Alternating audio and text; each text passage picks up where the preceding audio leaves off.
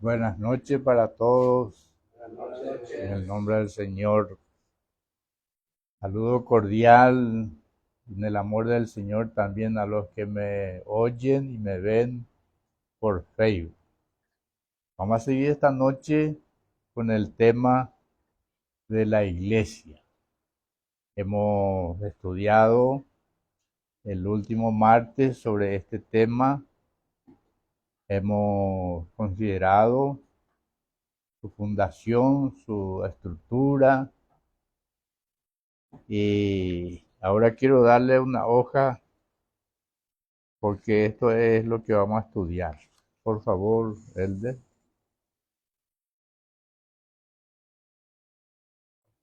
Vamos a ubicar en nuestra Biblia 1 Corintios 12. 1 Corintios 12. Eso va a ser la base de nuestro estudio. 1 Corintios 12. Desde el verso 12. 1 Corintios 12, desde el verso 12.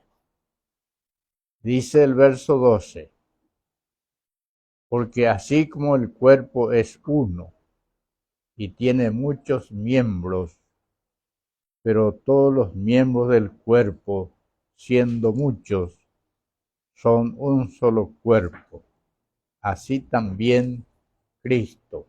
Esta palabra, así también Cristo, nos da una revelación de cómo es el cuerpo de Cristo y cómo funciona. Funciona como funciona el cuerpo. Y esto es fácil de entender. Está la cabeza, el centro de gobierno, y los miembros están unidos a la cabeza por medio de los nervios, y ningún miembro es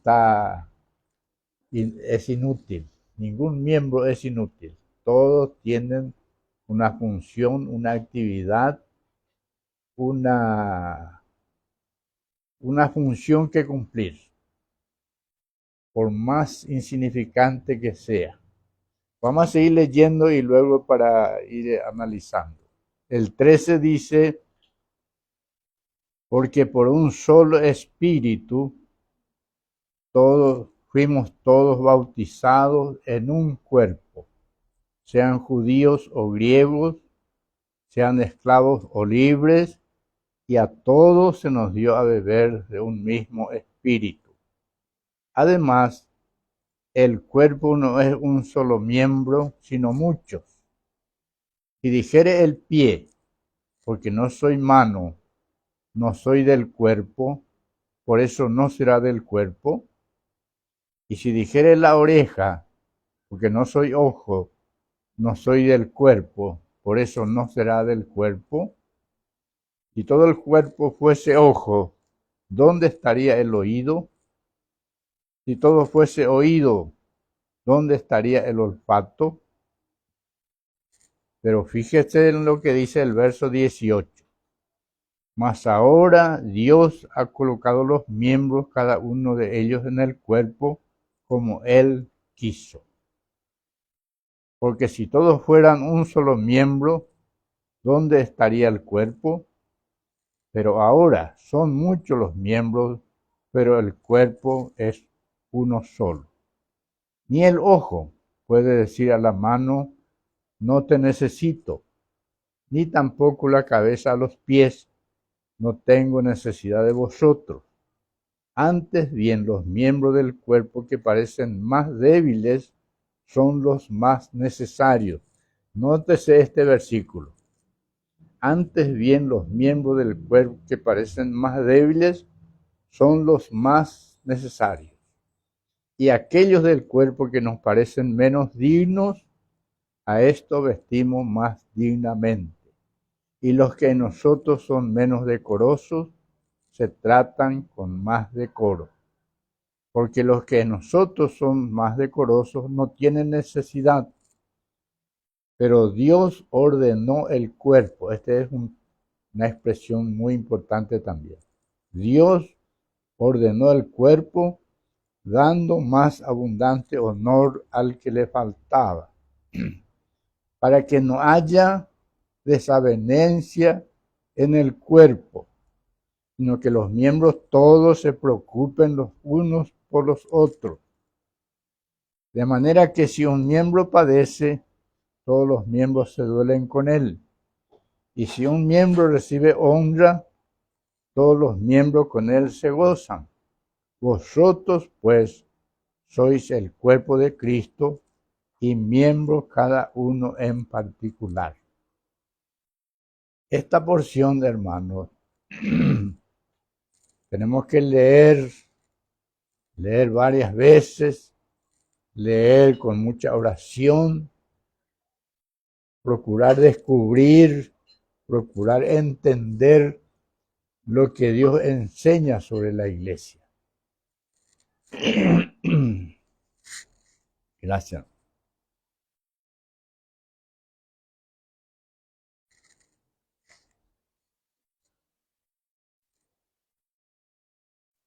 Porque si comprendemos cómo funciona la iglesia, lo que es, su misión, su estructura, ¿para qué estamos nosotros? ¿Para qué somos llamados? Porque nosotros somos los llamados a formar un pueblo especial, un pueblo celoso de buenas obras, un pueblo diferente, un pueblo que sería un testimonio. Estamos en medio de una generación maligna y perversa. Y esta no es nuestra patria, esta no es nosotros somos peregrinos, estamos pasando, estamos encaminados hacia la patria celestial. Nuestra mirada tiene que estar arriba, mirar al fundador, puestos los ojos en Jesús, no en ningún hombre, no en ninguna organización, no en ninguna persona, sino puestos los ojos en Jesús. Y tenemos que entender cómo funciona la iglesia. Es como funciona el cuerpo. El verso 12 dice, porque así como el cuerpo es uno y tiene muchos miembros, pero todos los miembros del cuerpo, siendo muchos, son un solo cuerpo, así también Cristo.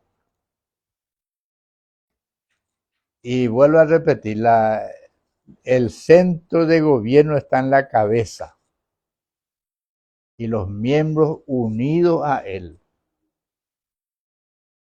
¿Cuándo se produce esa unión con Cristo?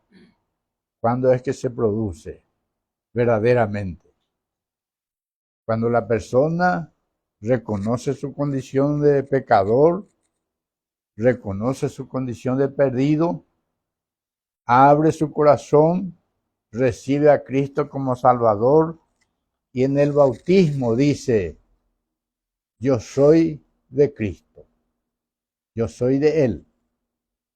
Él me ha salvado, me ha perdonado, me ha limpiado y yo soy de Él. Él me compró y entrego mi vida totalmente a Él, así como Él entregó su vida totalmente por nosotros. Nosotros nos rendimos a Él y se produce la unión vital, se produce el nuevo nacimiento, recibimos la nueva vida, recibimos la naturaleza divina, somos hijos del reino, ya no de esta vida corrompida. Esto ya terminó. Eso es lo que testificamos cuando nos bautizamos. Y que la voluntad de Dios sea hecha en mi vida y pueda producir fruto, pueda llevar fruto, pueda fructificar, llevar una vida vencedora, victoriosa, que es muy posible. ¿Por qué? Porque el vencedor está en nosotros. Entonces estamos unidos al vencedor. El vencedor vive en nosotros. Así es. ¿Les parece que así es? El vencedor, el que venció al diablo, derrotó, le dio un golpe en la cabeza y destruyó su obra. Ese vencedor está en nosotros. Y nosotros pertenecemos a Él para llevar fruto, para servir al Señor. La conversión es, como procuré explicar en Piribebuy, la conversión es de los ídolos a Dios, para servir al Dios vivo y verdadero. ¿Y un ídolo qué es? ¿Cómo se describe lo que es un ídolo? ¿Cómo podemos? ¿Cómo? Ocupa el lugar de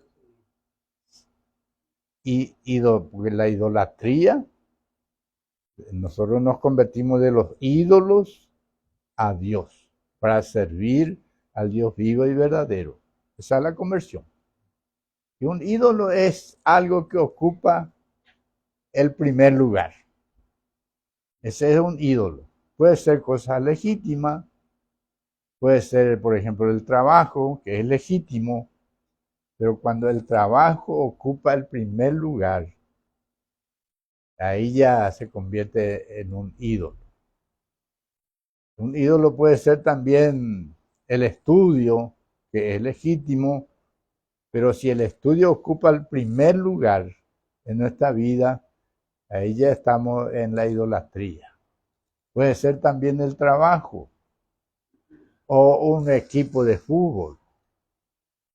Ahí yo conozco personas que cuando su club pierde, llora porque eso ama ese club y cuando pierde se desacomoda totalmente. Es una idolatría. La avaricia, por ejemplo.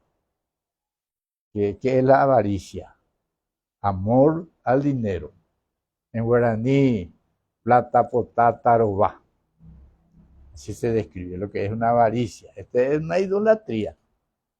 Y actualmente está la tecnología que puede constituirse en un ídolo. Es decir, lo primero que hace el creyente al comienzo del día es la tecnología, revisar su celular.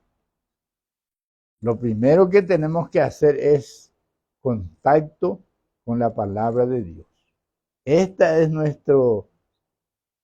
la fe nace con la palabra de Dios y la fe crece con la palabra de Dios. Tenemos que dar tiempo, volver a dar lugar a la palabra de Dios. Porque ahora, no sé si ustedes estarán de acuerdo conmigo, estamos descuidando mucho la palabra de Dios. No sé si están de acuerdo conmigo. Estamos descuidando, dando lugar a otras cosas, a veces cosas legítimas, pero si no hay un contacto, este es nuestro alimento, el alimento del alma. La fe nace con la palabra de Dios y la fe crece con la palabra de Dios. Deberíamos, no sé, quiero proponer, deberíamos comenzar con media hora, 15 minutos de lectura y 15 minutos de oración. El comienzo, media hora, es poco, es media hora. Pero si comenzamos con volver a leer un 15 minutos la palabra de Dios primero y orar un 15 minutos, se va a producir una renovación, se va a producir un avivamiento. Y el que va a enseñar tiene que dedicar más tiempo a la palabra de Dios. De otra manera no va a tener mensaje que transmitir. Bueno, acá hay un texto que me interesa, el 13. ¿Quién puede leer el 1 Corintios 12, verso 13? Porque por un solo espíritu fuimos todos bautizados en un cuerpo, sean judíos o griegos, sean esclavos o libres, y a todos se nos dio a beber de un mismo espíritu. Sí, porque por un solo espíritu fuimos todos bautizados en un cuerpo, sean judíos o griegos, sean esclavos o libres, y a todos se nos dio a beber de un mismo espíritu. Quiero preguntar a Jorge, ¿vos estás seguro de que fuiste bautizado por el Espíritu Santo en el cuerpo de Cristo? ¿Cuándo aconteció eso? En el momento de convertir, Uh-huh. de a Cristo de vida. Sí, muy bien. Ahí en el momento de la verdadera conversión se produce el bautismo, se introduce, se sumerge. Venimos a ser miembros del cuerpo de Cristo. Y el 18, ¿puedes leer el 18? Mas ahora Dios ha colocado los miembros, cada uno de ellos, en el cuerpo, como Él quiso. Sí. No solo somos bautizados en el cuerpo de Cristo, sino ya estamos colocados en nuestro lugar de servicio. Usted, Jorge, disculpe que te nombre de vuelta, ya tenés que saber tu lugar en el cuerpo de Cristo y los dones que Dios te ha dado. Porque el servicio es según los dones. Porque podemos servir también al Señor según la sabiduría, la inteligencia, la preparación académica, pero eso no sirve. Eso no, para Dios no tiene valor. Lo que se hace guiado por el Espíritu, con los dones que Dios ha dado, entonces eso sí. Y todo verdadero convertido ha recibido dones. Entonces, el creyente tiene que saber su lugar, saber los dones que Dios le ha dado y ejercitar esos dones. ¿Cuántos dones recibiste, Jorge? Y tengo más de uno. Más de uno, muy bien. ¿Y el hermano Pestana? Yo creo que tengo más de uno también. Sí, muy bien. Yo por lo menos, analizando esto, recibí 5 dones de las cuales yo tengo que dar cuenta en el tribunal de Cristo. Porque ante el tribunal de Cristo tenemos que rendir cuenta de los dones que Él nos ha dado para producir. Es un gran privilegio ser llamado por Dios a cooperar con Él en la extensión de su reino y en la consolidación de su reino. Él también tiene que saber cuántos dones recibió y si está ejercitando esos dones. Yo le dije que por lo menos recibí 5 dones. Uno, el don de enseñar. Otro, el don de profetizar.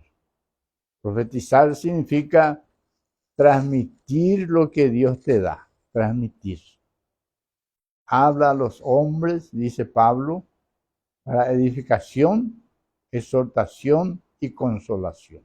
Es uno que recibe un mensaje y transmite. Y esta tarea, esta obra, puede hacer la persona que no necesita ser una persona académicamente preparada. Persona analfabeta puede ejercitar este don, el de profetizar, es decir, hablar a los hombres para edificación, exhortación y consolación. Vivió con nosotros la abuela de mi esposa, la abuela Ángel le llamamos nosotros. Vino a vivir con nosotros cuando tenía más o menos 70 años. Y ella, en la primera predicación del Evangelio, se convirtió en Pinto. Y cuando fue el hermano Oliver para instruir, porque se preparó el bautismo, había varias personas convertidas, fue para instruir y para hacer el bautismo. Había un arroyito ahí cerca de la casa de don Fabriciano que daba muy bien para el bautismo. Y el sábado de noche explicó lo que es el bautismo, tuvimos una reunión y el domingo de mañana amaneció un frío, una llovizna. Y entonces este hermano preguntó, el tiempo está mal, hermano, hace frío. ¿Se animan ustedes a entrar en el agua? Y esta anciana, la primera que dijo, yo me animo. Y eso ya arrastró a todos. Y nos acercamos al arroyo, había gente ahí alrededor vituperando, hablando, gritando. Era un ambiente difícil. Y cuando el misionero entró en el agua, la primera que entró era esa señora. La primera que entró. Y se mantuvo fiel. Vino a vivir con nosotros por 6 años. Se mantuvo fiel hasta el fin. Y yo una vez le escuché hablando con la vecina, hablando de cosas de la vida, de familia, y poco a poco ella fue llevándole hasta predicarle el evangelio de una manera clarísima. Yo no me animo a predicar así. Le llevó el mensaje del evangelio y esa señora se convirtió.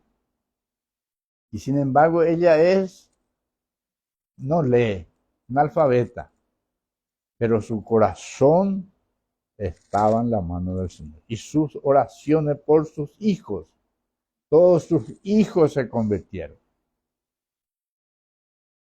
Les cuento esto para hacerles entender que el servir al Señor según el don que Dios da, bajo la guía de Él, este es el verdadero servicio. Este es el verdadero que va a tener recompensa. Muy bien, volviendo a nuestro tema, 1 Corintios 12, Eh, el 12, por ejemplo, dice que el cuerpo es uno. Está el punto 1, que la unidad de la iglesia es de vital importancia. La unidad de la iglesia. Y esta es la voluntad de Dios. Y hay un texto de Efesios 4:16. Mutuamente, según la actividad propia de cada miembro, recibe su crecimiento para ir edificándose en amor. Sí.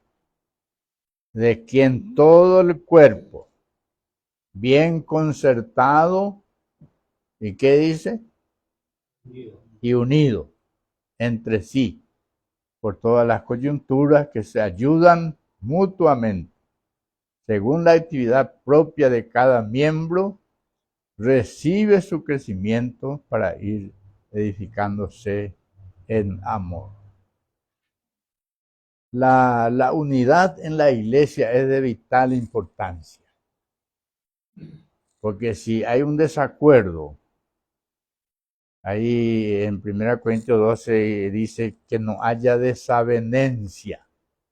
Desavenencia, ¿qué otra palabra se puede utilizar para explicar eso? Desacuerdo, desentendimiento, diferentes pensamientos. Que no haya desavenencia en el cuerpo. Porque si, como dice nuestro texto, nuestra hoja, la unidad de la iglesia es de vital importancia y esta es la voluntad de Dios. Y, por ejemplo, en 1 Corintios,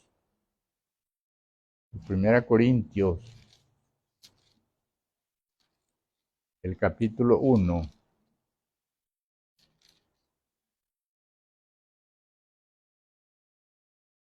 Primera Corintios, el capítulo 1, el verso 10. Dice, os ruego pues, hermanos, por el nombre de nuestro Señor Jesucristo, que habléis todos una misma cosa y que no haya entre vosotros, ¿qué? Divisiones, sino que estéis perfectamente unidos en una misma mente y en un mismo parecer. En la iglesia de Corinto había una dificultad.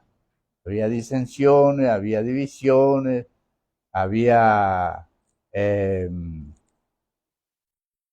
digamos así, preferencias personales.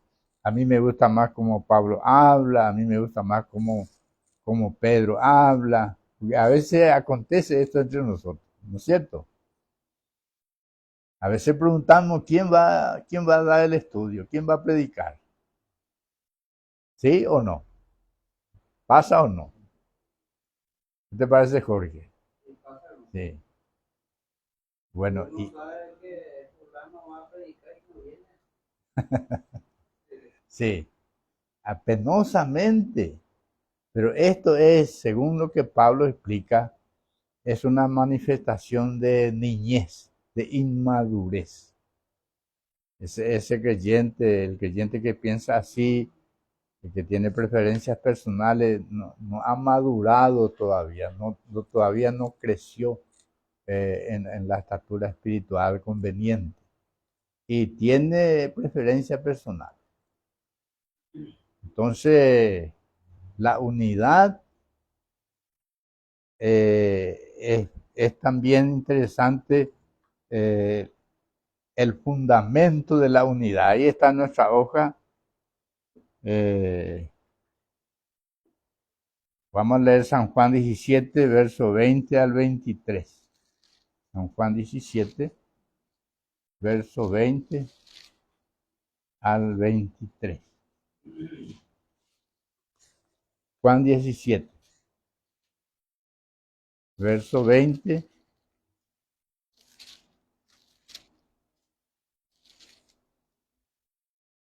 Juan 17, verso 20 al 23. ¿Puede leer, Carlos, por favor? Sí.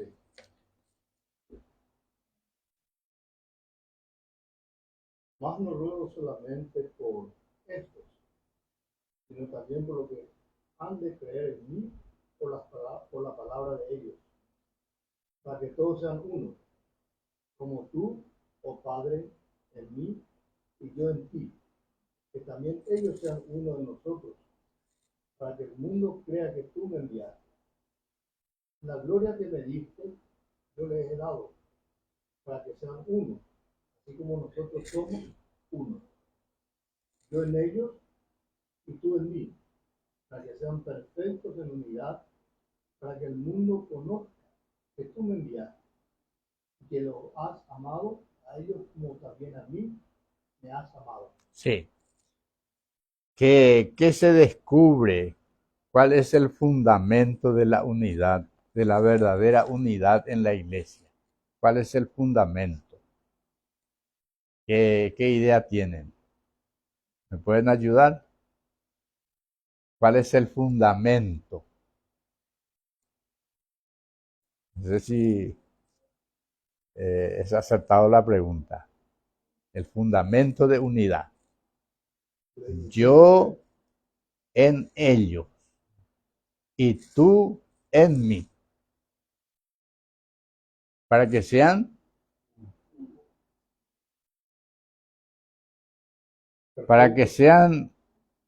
perfectos en unidad.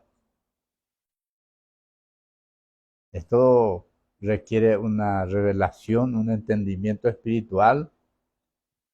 Si nosotros permitimos en nosotros el señorío de Cristo y en el otro también, entonces se produce una unidad espontánea.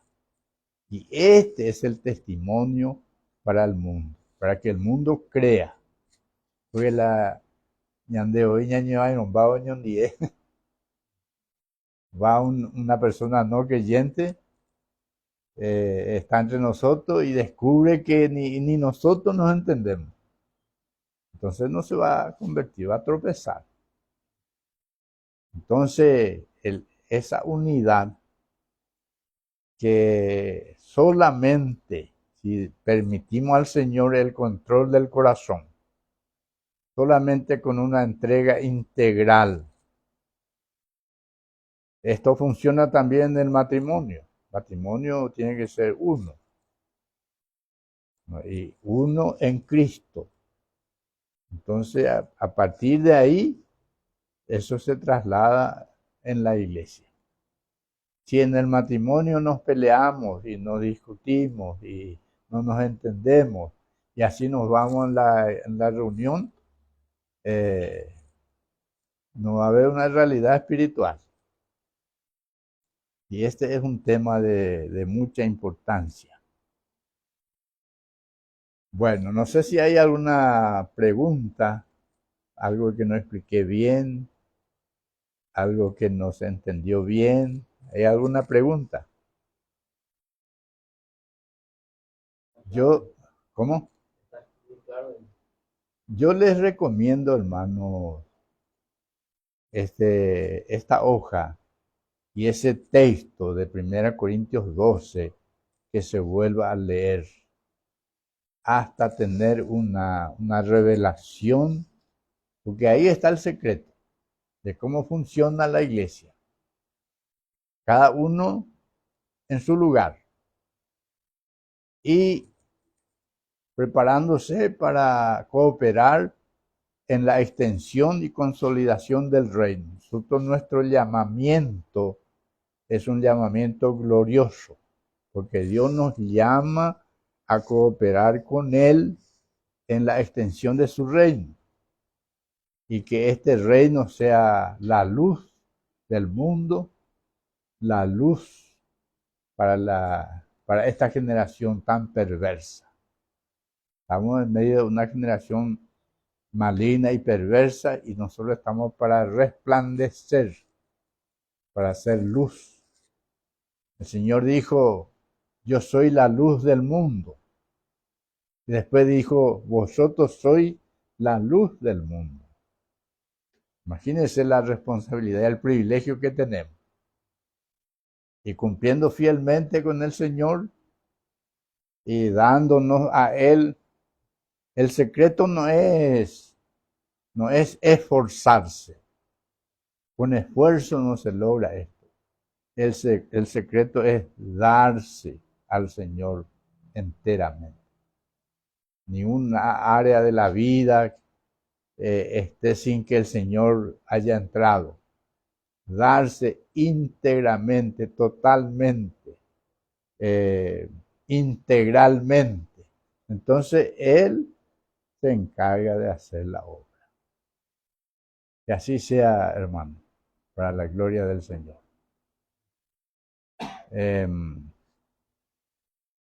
No oramos al principio, pero por lo menos al final voy a rogar a Jorge, por favor, hacer una oración. Padre Celestial, te damos el Señor porque podemos estar nuevamente en tu presencia en esta noche, no cuando los tuyos, Señor, te damos el Señor por la palabra que hemos recibido en de ti. Te pedimos, Señor, para que tú nos estés ayudando, guiando, Señor, para que podamos poner en nuestra vida en práctica, para que sean provecho, Señor, para nuestra vida espiritual, para nuestro crecimiento. Te damos gracias por todo y dejamos también en tu mano la vida del hermano José, para que tú le sigas guardando, acompañando, dándole salud, porque viene de ti. Estas cosas estamos en tus manos, agradecidas en nombre de Jesús. Amén. Amén. Amén. Ahora estamos 7. A mí no me desanima eso. Si 2 vienen, con los 2 vamos a estudiar. No, y el clima parece no ayuda. Ah, el clima, sí. Bueno. Sí, justo empezó a...